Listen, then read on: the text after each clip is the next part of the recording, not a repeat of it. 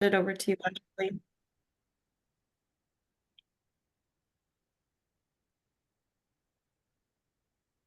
Hi, everybody. We're starting the Affordable Housing Plan Committee meeting. And then I'll pass it over to Ashley to open up where we are and next steps on this planning process. Sure. So as you recall, last month we walked through the housing needs assessment, which was the detailed data-driven analysis of what the housing needs are in Norwalk based on census data, as well as stakeholder interviews and community engagement sessions. Based on that analysis, we have prepared a community value statement, as well as a matrix of action items that would be included in the report. What we'd like to do today is walk through the community value statement as well as the matrix, give you a high level overview, and then we will pick up any edits from the conversation today, and we'll circulate it to the board to pick up any additional edits that the board may have, especially for the board members that were not able to attend today. So I'm going to share my screen.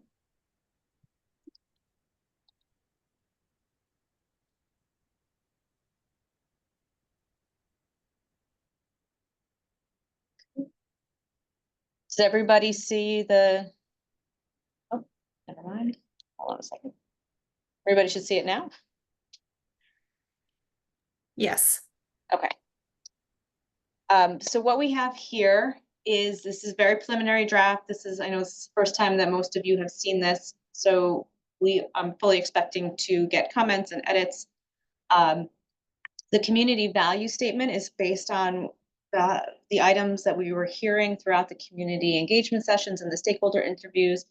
And it is drafted as: Norwalk will continue to be a city with housing accessible to all, a place where residents can live and work because of the affordable, diverse housing stock that provides options for young adults, students, first-time homebuyers, the aging population, and other vulnerable groups. So this is meant to be the guiding principle for the document, similar to how you'd have a value statement in your plan of conservation and development. Can you make that just a little bigger, please? Sure. Thank you. Is that better? And Ashley, where did you get these specific groups that you point out from? The young adults, students, first-time homebuyers, where did those come from? These are based on comments that we heard throughout the engagement process. It's pulled from the housing needs assessment, the backup to the housing needs assessment.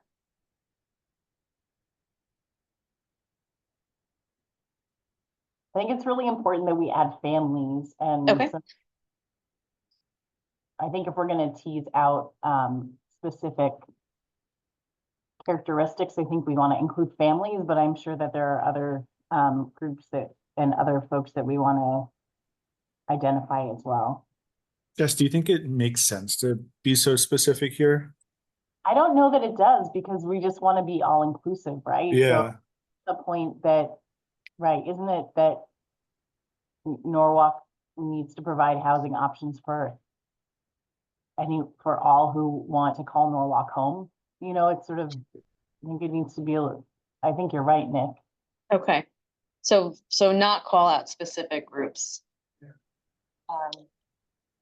Just, it's something to think about, because I always, when you call out specific groups, we're going to inevitably miss someone, and someone's going to feel slighted. And does it really add value is really the question right. I ask. Is like, I think on the flip side, and I'm okay with taking out here, as long as, you know, in other areas we're talking about specific groups, because if this is going to be some sort of a guiding principle, we need to know who we're building the housing for. You know, if it's too generic, then it's not a guide to give us any sort of anything to work with as far as what we should be doing. Because to be honest, you know, building housing for young adults versus students versus seniors versus families is very different. Right. I think some of the action items do get into that a little bit more. So I think we can be more broad here. So if we were to end it at, so the first part is fine, or do you have edits to the first part as well? Um,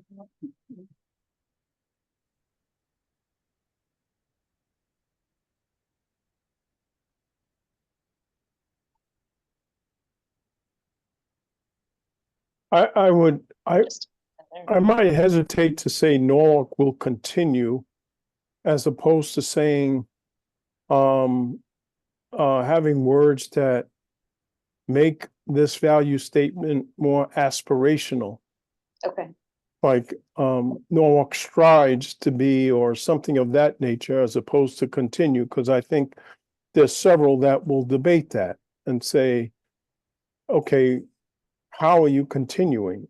This is a guide to put us on the right track. So, I would recommend that the statement be more aspirational in terms of what our goals are as it relates to providing housing accessible to all. okay.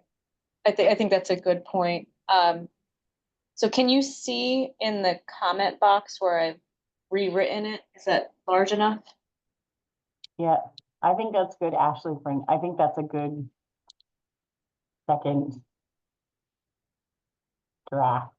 It Okay. needs revised a little bit, but I think, I like that you added the diversity of its population, because I think that gets to Adam's point, but then we can tease out what the, not specifically Adam, but at least then we can launch off of that to tease out some of the vulnerable populations that we're trying to reach, Right, more actionable items.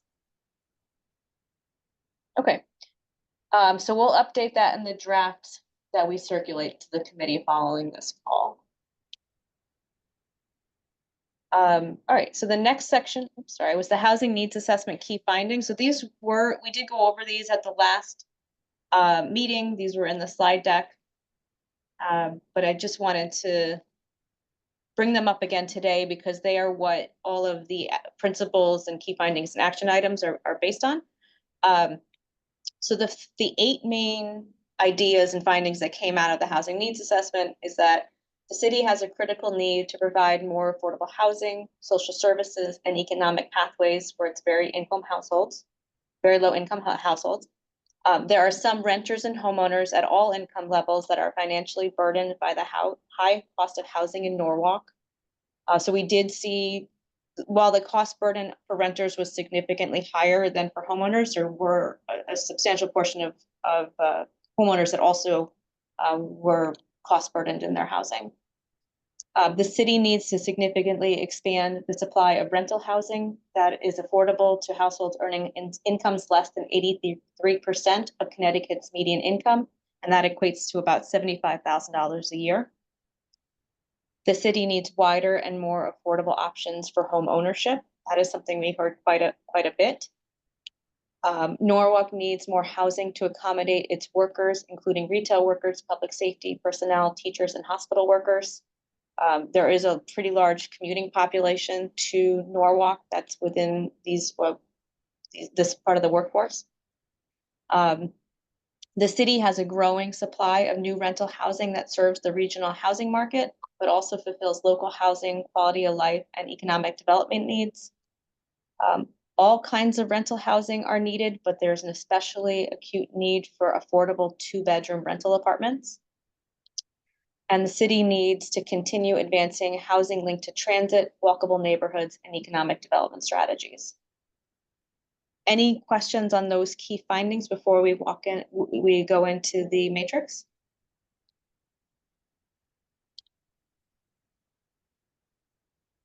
The one comment I would make, it's sort of along the lines of the previous one about if we're mentioning one type of housing, we're sort of doing it at the expense of others. It says all kinds of rental housing are needed, but there's especially acute need for affordable 2-bedroom units. Is that's borne out by the data? That's borne out by the data. Because Yes. what I'm told all the time and looking at our wait list, we have a lot of families in desperate need of affordable units, and they're mostly looking for 3s and 4s and not finding them. So, I mean, I don't know if I get nervous about focusing on 1s and 2s at the expense of units that are developed more for families. Okay. We do have some specific strategies on families in the matrix. Yeah, it's along the same lines as Adam, but one thing I've continuously heard throughout the work that I've done with housing is that we don't get requests for 3 bedrooms, and then when we say, well, why wouldn't you get a request for 3 bedrooms? It's because nobody ever builds 3 bedrooms, right? So sort of this like, it's kind of this weird chicken and egg thing where Yeah. kind of like, it's almost this known quantity that 3 bedrooms are hard to find and 4 bedrooms are impossible to find. So people just don't really even expect that they're out there. And I've seen a lot of that where developers will say, well, we never build 3 bedrooms because no one ever asked for them. It's like, well, what development have you ever built with 3 bedrooms? That could be an example. Well, we never have built a development with 3 bedrooms, so I think that might lead into some of that as well.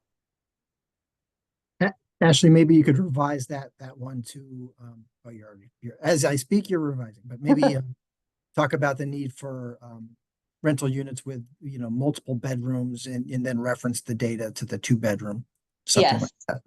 Yeah, so I think we can amend that to add and family size units. Because we definitely did hear that from the community when we were doing the stakeholder outreach. I'll move on to the next section. So as I mentioned before, this is the first draft. So we fully expect that there will be comments and edits as we move through the process. But this is our first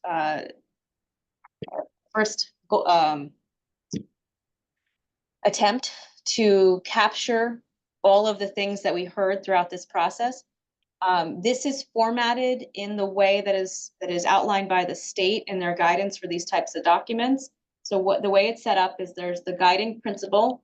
This is basically the, what is the sort of a level above the goal? What are we trying to achieve? Then we have a goal that gets a little bit more specific. That's followed by specific action items, the time frame, and the responsible party. And all of the responsible parties are departments or personnel within the city of Norwalk. What we have here in the lighter blue, as I go through the matrix, is the theme. So this first section all deals with zoning and land use items. The overarching principle is that Norwalk is a diverse and inclusive city that strives to provide a diversity of housing types to meet the needs of all residents, as well as those who are employed in Norwalk and desire to live within the city. The concept here is that there are people who are priced out of Norwalk, who are working in Norwalk, contributing to Norwalk's economy, and they desire to live here but are not able to. So we wanted to capture them as well as the existing residents. The goal is then that we would be updating the city of Norwalk zoning regulations to further expand affordable and workforce housing opportunities. Here we get into the details of calling out the specific income brackets that need to be targeted. In particular, affordable housing households making between 41% SMI and 85% SMI, or between $35,000 and $75,000 a year, as well as facilitating a greater proportion of 2-bedroom and family size units. Is right in line with what we were just discussing on the previous page. The action items for this are, and this is, I know that the city just went through a very comprehensive process to update its zoning code. There may be a couple more tweaks that can be done there to capture some more affordable housing or for the potential for affordable housing. So we've identified, consider expanding the inclusionary zoning process provisions to further incentivize the development of affordable and workforce housing units, including 2-bedroom and family size units, which are in high demand. And some of the incentives that could be considered are increased density bonus, increased maximum height, and financial incentives such as fee waivers and tax abatements. We've flagged this as a medium-term item, and we know that this was looked at fairly recently, which is why we flagged it as medium-term. But it is something that could be revisited. You could see how your existing zoning code is working so far, and it was only adopted within the last year. And potentially there could be additional tweaks in the future. Any questions on that? Do you want comments like specific actions or just at this point or no? If you, I guess I'll just take all comments at this point. My only question would be why for the second one around workforce housing, why 10 to 15 versus 10 to 20? I think that could be considered. This is an item that came out of some of the data that we were looking at, but we can take a look at that in more detail. We haven't run the backup analysis on this just yet to make sure that this works on a financial model. But we can take a look at that. Is there a second page to the land use stuff? Yes. Okay. Yeah, so this whole document is about 6 pages long. So like I said, we will be circulating it. So if there's something, so you can take a deeper dive into this and get back to me with additional comments. Yes, Nicole. Yes, thanks. I was gonna ask the same question that Nicholas just asked. I'm thinking 20% or 25%. And the other question I had, I don't know, this already may be out there, but who's allowed to apply for the workforce? I know it's people who work in Norwalk, live in Norwalk, but like if you're building 77 units and there's only 10%, there's 7 units, right? So who gets to be on that list? So can other people come from other towns to get on the affordable list? Yeah, usually because of HUD recommended guidelines, you would advertise beyond Norwalk for the available affordable and workforce housing units. And that's because there may be people that are working in Norwalk that are living elsewhere that you would want to live within your community because it's less traffic on the roads and it's less commuting for them. It's easier for them to raise families. I guess I kind of get that, like if you're working here, but just say if I lived in the Bronx right now, can I just come and apply just to get housing here? And I'm not working here or anything? Yeah, Yes. yeah, Nicole, we can send you out, within the zoning regulations that it's actually lists out the process and we can forward that out to the group. Okay, I was just always curious. Thanks. And I'll just quickly add, there is a prioritization, like tiered almost, about who they should be designated to, like if the type of development could be displacing people, then their top priority be able to relocate there. But if it's, you know, certain scenarios for developments, they'll be like kind of like it should go to this group of people, and then it kind of staggers down, and usually the bottom of the list is people outside of Norwalk. But yeah, happy to share more resources on that for you.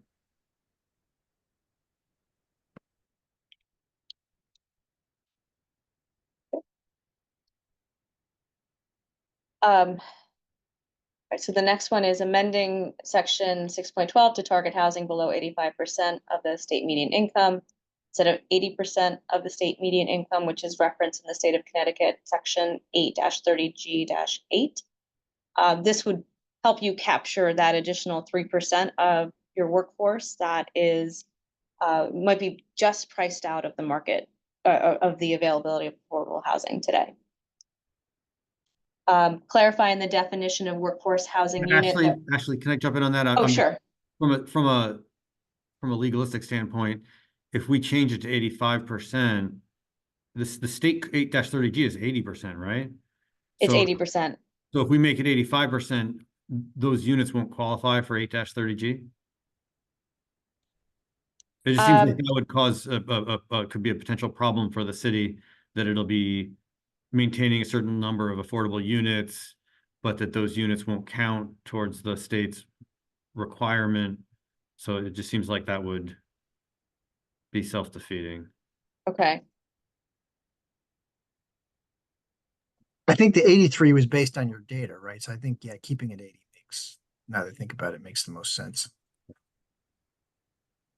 Yeah, so the 85% was based on the data because that's where, that's a part of the population we're not capturing enough of.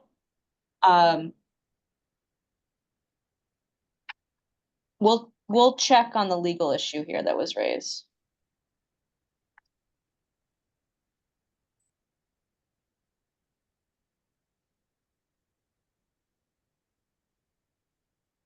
So, I mean, Norwalk, it has enough affordable housing that you're not under the same constraints as some of your neighbors that haven't met their burden of affordable housing. But we will look into whether or not this causes other issues with funding. But I think the issue is that a lot of the 8-30G units that we have, not certainly not all of them, all the housing authority ones are in perpetuity, but many of them are time limited. They're 15 years or to 30 years or so, deed restricted. And Not the, Adam, not the, there were some early on, but all the ones that are approved now are perpetuity. right, but what I'm saying is that over time, there's still a bunch out there, and over time, those will mature and then no longer be part of the 8-30G requirement. So even if we're at 13 or 14% now, in the future, we could drop below if we're not careful. So I would just, again, that 85% makes me nervous, even if we're currently over 13 or 14%. Okay, we'll take a look at that. I mean, there might be another option of looking at almost like your own version of a gap, where you could have a separate section of the code that deals with this 80 to 90% SMI specifically. So it would be outside of the state's regs. But there could be a bonus associated with that. But then you'd have to have infrastructure within Norwalk to support the administration of that.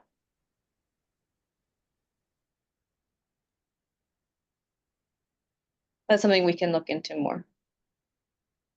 One really dumb suggestion, maybe in the regular report or with this, if we could just have some of the common abbreviations that we just a cheat sheet to keep in front of us. That'd be Yes. super helpful. Like the SMI, I always get so confused between SMI, AMI, and all the things, and all of a sudden I'm like, Yeah. I don't know what you're talking about anymore. I did start doing that down here in the notes section.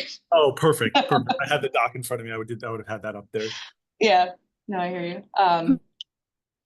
I agree. There's a lot. This is acronym soup over here.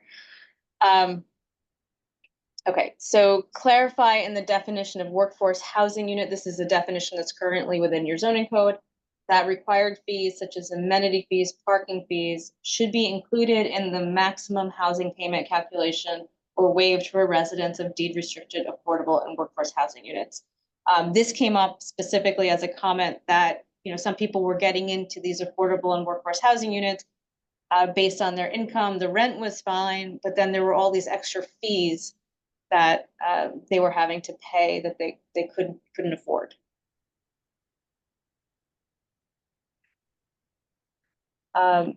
Streamline the approvals process for developments, building housing below 85% AMI. You know, just one of those things to make the cost of development, and so, you know, adds to the cost of housing. So to the extent that these types of projects can be streamlined, so they're spending less time in the approvals process, that saves and could lead to more affordable housing. I just have to make the same comment. I think it should, I don't think we should ever be at 85%. I think it should be 80%. Also, I don't know if we would want to consider sort of a tiered approval process. I don't know if there's greater incentives or lesser incentives depending on an even deeper AMI like 60 or 40.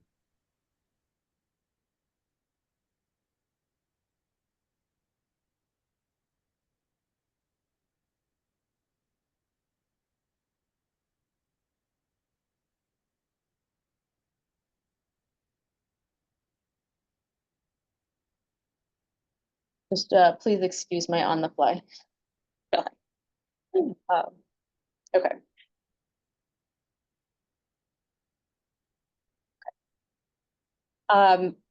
The next goal is to expand the supply of all housing types to address the substantial number of renters and homeowners of all income levels that are financially burdened by the high cost of housing in Norwalk. So again, these are, we know that you just went through a zoning update. So it's going back and seeing, are there some additional tweaks that could be made, such as lowering large lot size requirements to allow for more housing and increase the supply. So, you know, you have some zoning districts that have 1 acre lot requirements. Could that be slightly reduced, for example? This might be better suited as a medium-term item. It could be something that gets some community pushback. Consider reducing the minimum lot size requirements and corresponding dimensional requirements for community district zones to allow for increased density. So it's in a similar vein. Are you allowed to have separate housing units on a single family home lot, whether it's above a garage or just a separate small building? The current zoning code does allow for accessory dwelling units. Okay.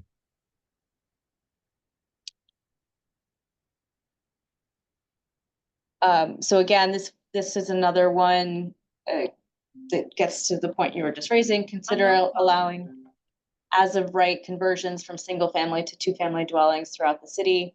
So you do allow for ADUs, but there are some restrictions on the ADUs in terms of size.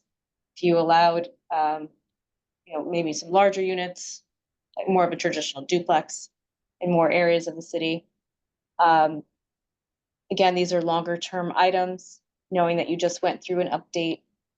So consider allowing duplexes, townhouses, small multifamily buildings, mid-rises, and mixed-use buildings in more locations throughout the city, and allowing alternative housing types such as single-room occupancy buildings. This is something that specifically came up for the very low-income population, that there is one single-room occupancy building within the city, and there could be a need for additional units such as those. Again, going back and looking more at your parking requirements, are there additional areas where that could be tweaked, such as in transit-rich areas?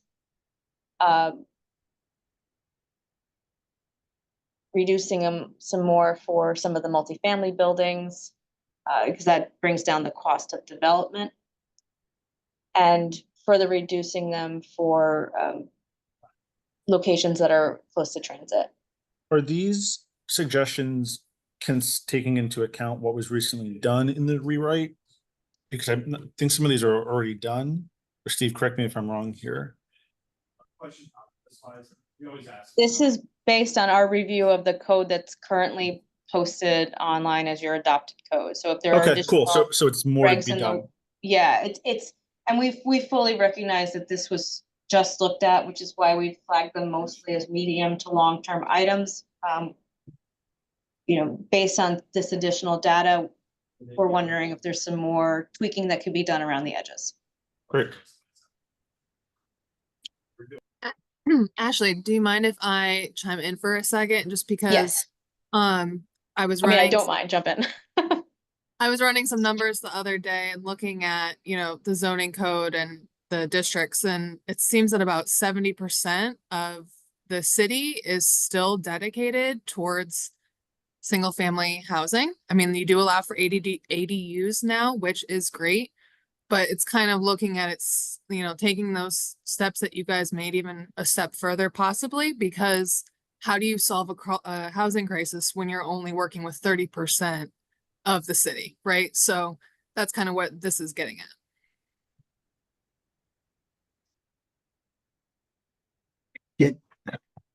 Just keep in mind too, and I think it's addressed later on, so there's gonna be pushback that Norwalk is doing, you know, a lot more than, you know, the leafy suburbs are, so that, well, you know, while we're only 70, they're probably, you know, 5%. So, you know, keep that in mind, that there'll be pushback down the line.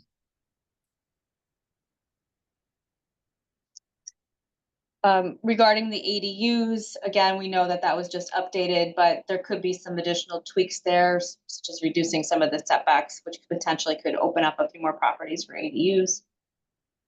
In terms of tracking success, we are recommending in the short term to start tracking annual housing starts and demolition, as well as publishing an annual housing report to track spending on affordable housing and preservation. And then again, the idea of streamlining the development review and approvals process and implementing a publicly available checklist of all application materials, as well as a flow chart, which details the timeline and review process for the applicants. Just the more you can make it easy, especially for the smaller scale developers, it's helpful to the overall process. I mean, the other crazy idea on the ADU, and I know Steve will probably kick me for even saying this, but I'll say it anyway, is, we got rid of the, take that even further. Like we don't allow it currently in the front of properties. Which is where I think a lot of people probably have the space. And if you want to get really creative, where do you put them? You don't take away your backyard, keep your backyard, but you can put an ADU in your front yard. Again, I know that's probably one of the more controversial things to say. So I'll just leave it with that as something to consider. I don't know if other communities have had success with that, and it's just like people have to get over it for a little bit, or if it's a completely, nonsensical idea. I don't think I've actually heard that suggestion before.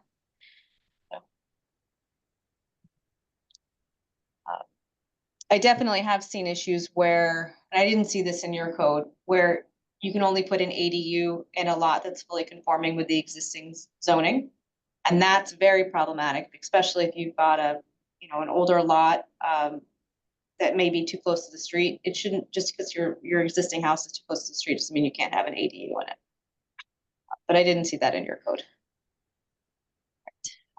Facilitate connecting residents with affordable and workforce housing opportunities. So increasing coordination between departments and sharing resources to support residents seeking affordable units and workforce housing units. So this is more geared towards how the city can help the individual that's looking for affordable housing. Public-private partnerships. So the overarching principle here is that Norwalk has a critical need to provide more affordable housing, social services, and economic pathways for its very low-income households. The market alone will not address this gap, and public investment is required. The goals are to facilitate the construction of new affordable housing units through the use of underutilized city-owned land. This is something that I walked through last month, the idea of identifying underutilized municipal land that could be used for affordable housing development. And that can be done through a competitive RFP process, where you can, within that process, specify what the city's needs are, what you want to see in terms of the types of units, the sizes of units, if there's another community amenity. And that could be more of a medium-term project. We are getting GIS data from the city, so we could possibly identify some potential areas. I was just going to ask, we've been looking at city land for over a decade now, and I feel like there's not much out there. So my question was going to be, do you have data that shows that there is some city land that could be used for these types of purposes? But I will withdraw the question. Okay.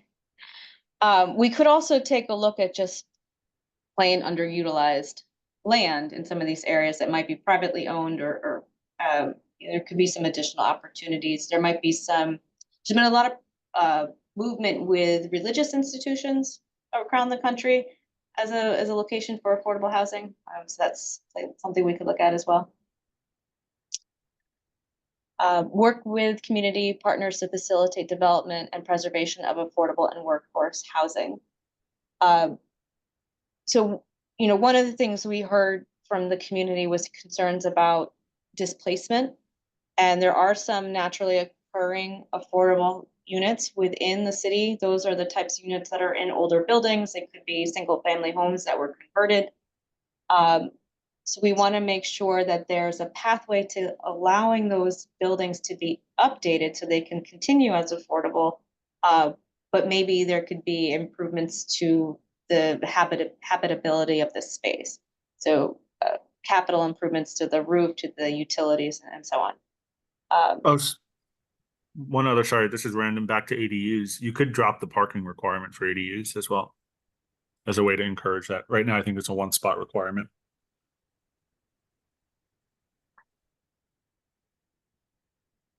Okay. We have to put that in there. So developing a program to preserve, update naturally affordable units, and the program could offer micro grants, capital funds for building improvements in exchange for deed restricted affordable units. So if you take this pot of money to do these improvements, you are forever keeping those as affordable. Facilitating connecting local development partners with direct grant subsidies from the State Department of Housing and Connecticut Housing Finance Authority. There are a lot of resources through the state for the development of affordable housing, including some programs that are available to the smaller scale developers. And we think that the city could help make the community aware of those programs so that maybe more people could get involved in using them. Expanding both housing and economic development opportunities for low-income residents. You could use community development block grants to fund and support local not-for-profit organizations that address housing insecurity and providing workforce development and vocational training. I did see that the city is doing some of this already, so continuing that program. Supporting community partners to provide workforce development and vocational training through the Neighborhood Assistance Act tax credit program. Again, I think you are participating in that program, but potentially targeting more affordable housing type uses.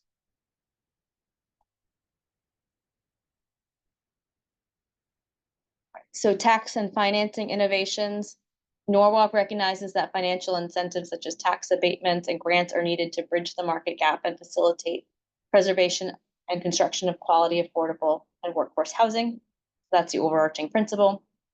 Goal to be facilitate capital improvements on existing deed restricted and affordable and naturally affordable units, such as market rate units and older, less amenitized buildings. So this covers some of what I covered in the last section. The new items here would be providing education and application support services to landlords looking to make capital improvements. As I mentioned earlier, facilitate awareness of these programs. Supporting development of affordable homeownership units and pathways for residents to be homeowners.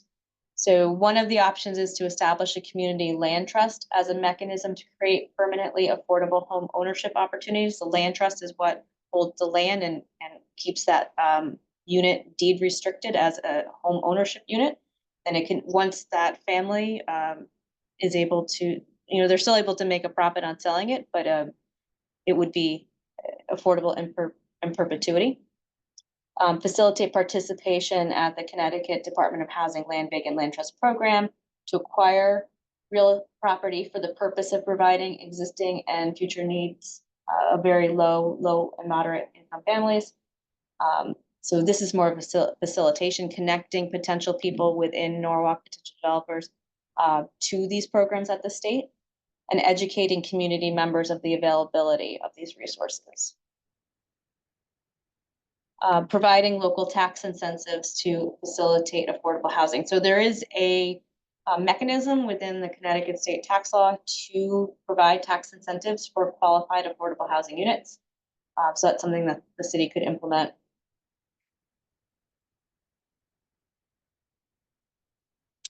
And then next is federal and state advocacy. So we did hear a lot about the need for more home ownership units, and what we hear on the developer side is that it's just not as financially feasible to do so because of existing tax policies. So some of the things we've outlined here are lobbying to change some of those policies, lobbying to expand some of the existing programs that are already in existence, and just to generally make sure that these programs that are available still continue to be funded. So Norwalk recognizes that the housing crisis is a complex regional problem that requires partnerships with state and federal agencies to address its many fronts. Norwalk is committed to advancing equity in housing and to addressing enduring racial disparities in income levels and housing access. The goal would be to expand affordable housing opportunities by lobbying Norwalk state and federal delegations to address tax and financing policies that act as a barrier to certain unit types, for example, multifamily ownership buildings, including condominiums and limited equity co-ops, and to expand existing affordable housing programs. So we've identified the various programs at the Connecticut state level, making sure that those are funded, including the home buyer mortgage programs, advocating for continued and expanding funding of the State Department of Housing and Connecticut Affordable Housing Finance Authority programs, lobbying for the expansion of the DOH homeownership initiative, and at the federal level, advocating for the Affordable Housing Credit Improvement Act, which would strengthen the low-income housing tax credit program that supports the development of affordable housing. WestCog, which is basically the regional planning agency for this area, they did just complete their own affordable housing finance study, where they identified some of these issues that we're seeing specifically in Norwalk, but recognizing that housing is affordability is a regional crisis. So working with WestCog to further fair housing goals and the creation of affordable housing in adjacent municipalities. So supporting the recommendations in the WestCog Affordable Housing Finance Study to create an affordable housing resource center and an affordable housing trust fund and community land trust. Those are all recommendations that were in their report and do address the regional nature of this problem. And lastly, advocating for more government funding for public and affordable housing. So I know this was definitely acronym soup in this section.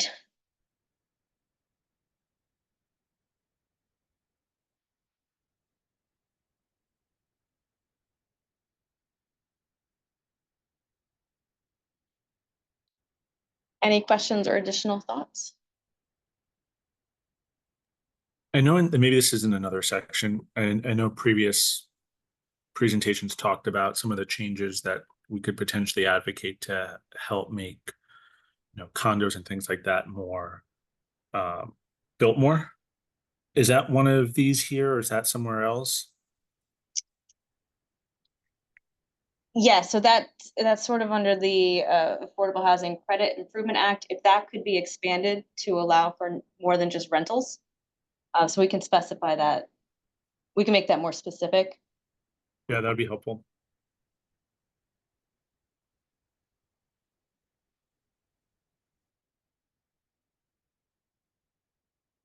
And then the one at the top. So these are a bunch of programs that are already offered by the Connecticut Housing Authority. So lobbying for the continuation of those programs and making sure that they remain applicable to buyers in high income areas, because there are caps. We want to make sure that that Norwalk isn't priced out because the cost of housing is higher, but also ensuring that they can capture all unit types such as condominiums and co-op apartments.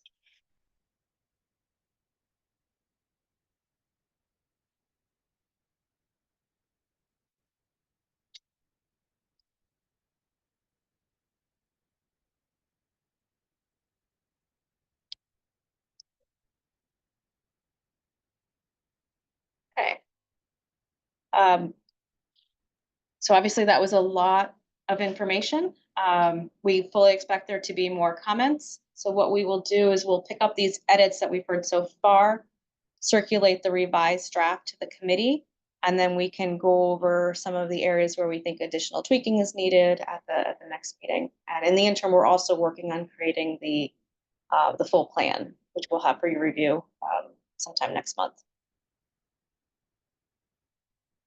Awesome. All right, I will distribute that document once Ashley makes those couple tweaks that we just went over. Our next meeting is August 19th, I believe. Still at the same time, but I can send out an email again to the greater group and see maybe adjusting the time if it works better for others. Otherwise, thanks everybody for. I have a question. So there's a joint meeting of the Ad hoc Advisory Housing Committee of the Common Council on Economic Community Development scheduled for Thursday. What's going to be presented to that group? Obviously, this document is not ready to present to them. Right. So what is going to be presented on Thursday? We were going to present an abbreviated version of the slide deck that we presented last month. And then which included a high level summary of some of these action items. But yeah, it won't be this full matrix. Okay. All right. Thank you for that. I do see a question from the audience. Are we taking comments from attendees? Yeah, I mean, we have a couple of minutes so we can. And Greg, once the recommendations are kind of more formal based on input from this group, we can, we're more than happy to go back to council and also, if we want to do another joint meeting with the ad hoc committee at the same time, we could come back and summarize the findings once they're kind of a little further developed. So I just pulled over Rep. Travis Sims. If you just unmute yourself, you should be able to speak. Hello, and thank you all for putting on this meeting. It's very informative and helpful. I just want to get a copy of, if possible, get a copy of the data when it's available. I think that this is great, and that something that we can really build off on. And I would love to collaborate and work as a partner on this and from the state delegation to make sure that we are meeting the needs of the folks here in Norwalk. So thank you so much. Thank you. Or Michelle, can we also, once we have the edited doc back plus the housing needs analysis, we'll just double check to make sure they're posted on the Norwalk Tomorrow page, and then we can send that out once it's up. Sure. Alrighty. Thank you, everybody. Thank you. Thank y'all. Thanks.